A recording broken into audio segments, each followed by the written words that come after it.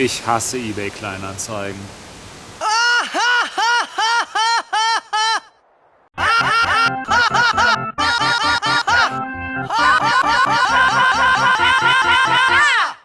I want my journey to be full of laughter. Okay, Yuna, dann bist du hier in Silent Hill auf jeden Fall an der falschen Adresse. Denn ja, Silent Hill 2 hat zumindest ein lustiges Ende, aber insgesamt gibt es doch eher weniger zu lachen, denn das Spiel gilt als absoluter Klassiker im Horrorgenre. Aber warum eigentlich? Ich persönlich habe jetzt keine besonders große Nostalgie zu dem Spiel, ich habe es damals nicht gespielt, entsprechend möchte ich es mir jetzt mal mit frischen, neutralen Augen anschauen und mir angucken, okay, was steckt denn jetzt dahinter?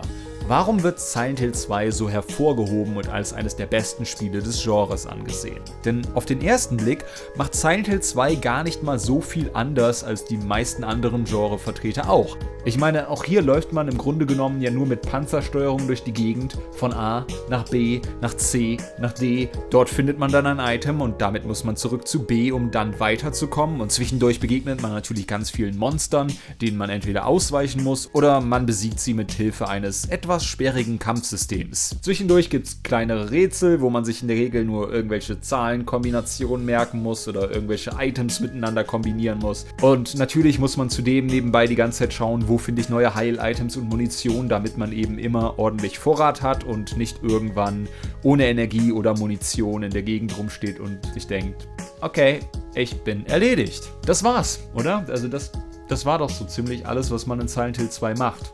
Mehr ist es nicht. Was ist daran jetzt groß anders als bei allen anderen Horrorspielen?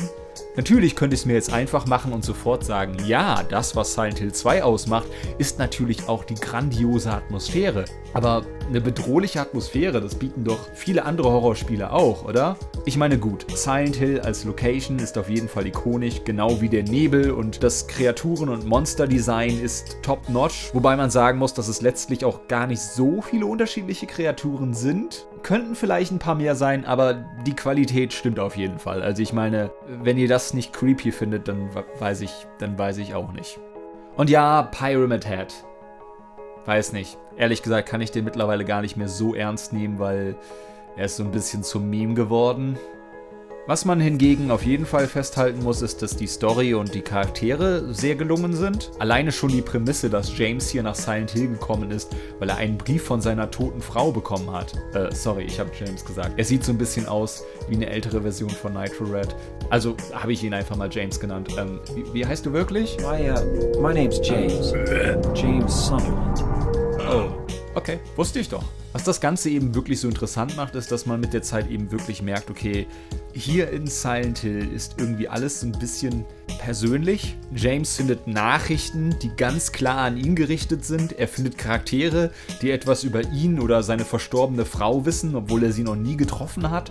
You didn't love Mary anyway. Wait, how do you know Mary's name? Das ist alles höchst mysteriös und zieht einen durchaus in seinen Bann.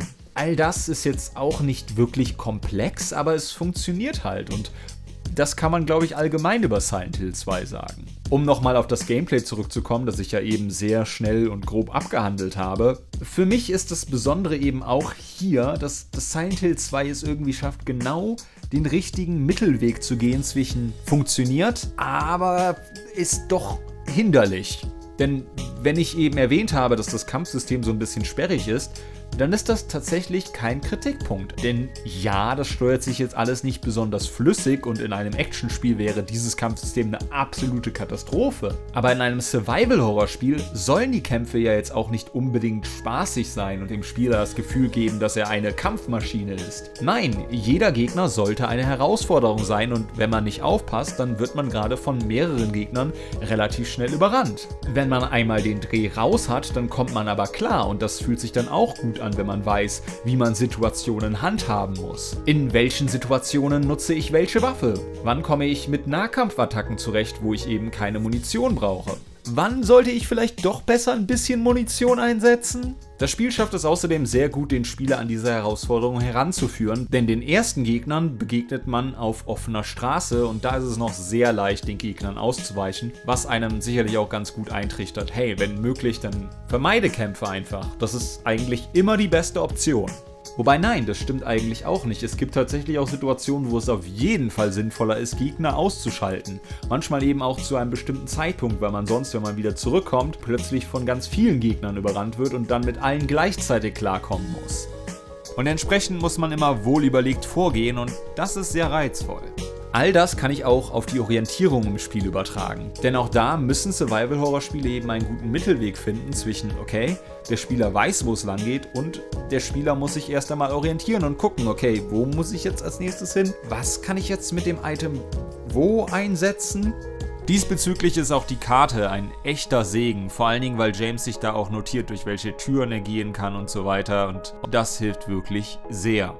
Man sollte jetzt nicht völlig planlos stundenlang durch die Gegend irren, aber es wäre auch blöd, wenn man immer genau weiß, wo man hin muss. Denn in einem Szenario voller gefährlicher Gegner den richtigen Weg erstmal finden zu müssen, ist ja Teil der Erfahrung, die man sich entsprechend auch mit Komplettlösungen sehr schnell kaputt machen kann. Wobei, ich muss gestehen, ich bin diesbezüglich auch schuldig, denn ehrlich gesagt sind Survival-Horror-Spiele jetzt nicht ganz mein Metier und entsprechend war es für mich letztlich dennoch angenehmer, einfach zu wissen, wo ich hin muss und wo ich Munition finde, weil mir dieser Hintergedanke, dass mir irgendwann die Heil-Items ausgehen könnten, der belastet mich ehrlich gesagt zu sehr. Ich kann mich da nicht so ganz drauf einlassen. Okay, aber wie dem auch sei, wir haben ja jetzt bestenfalls etabliert, dass Silent Hill 2 das, was es macht, auf jeden Fall kompetent macht. Aber was hebt es jetzt so wirklich hervor? Warum ist das Spiel ein absoluter Klassiker im Genre? Nun, in meinen Augen ist es vor allen Dingen die Präsentation. Und da könnte man natürlich jetzt direkt davon ausgehen, okay, das Spiel hat inzwischen ein paar Jahre auf dem Buckel, es ist ein PlayStation 2 Spiel, es sieht nicht mehr ganz so gut aus, also wird es diesbezüglich ja sicherlich an Qualität verloren haben, richtig? Aber nein, ich würde sogar sagen, das Gegenteil ist der Fall. Denn die Ästhetik, die Silent Hill 2 hat, die ist zeitlos. Und für mich persönlich funktioniert diese etwas rauere PS2-Optik für ein Horrorspiel ehrlich gesagt sogar besser als moderne Grafik. Also für mich könnte jedes Horrorspiel so aussehen und es würde für mich besser funktionieren als High-End 4K-Grafik. Hinzu kommen immer noch gute Lichteffekte, der Nebel ist so effektiv wie eh und je, die Locations sind klasse designt.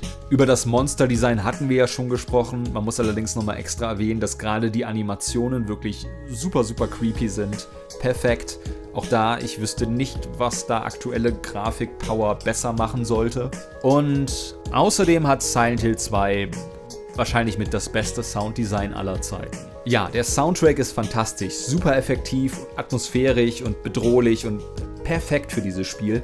Aber gerade die Soundeffekte sind auch mega gut eingesetzt. Alleine schon wie die Monster klingen, es ist einfach jedes Mal perfekt abscheulich. Also ja, ich kann auf jeden Fall verstehen, warum das Spiel so hoch angesehen ist. Denn auf den ersten Blick macht es zwar jetzt nichts Außergewöhnliches, aber das, was es macht, macht es eben extrem kompetent, findet meist genau den richtigen Mittelweg. Die Story und die Charaktere sind gut und interessant genug, um einen in seinen Bann zu ziehen. Man möchte auf jeden Fall erfahren, was am Ende dahinter steckt. Und die zeitlos grandiose Präsentation ist letztlich das, was es dann eben zu einem der besten Spiele des Genres macht.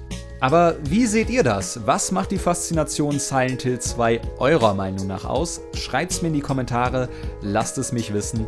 Ansonsten klickt natürlich definitiv noch auf unsere großartige Horror-Playlist mit vielen wunderbaren weiteren Videos passend zu Halloween. Schaut rein, das wollt ihr nicht verpassen. Grandiose Aktion.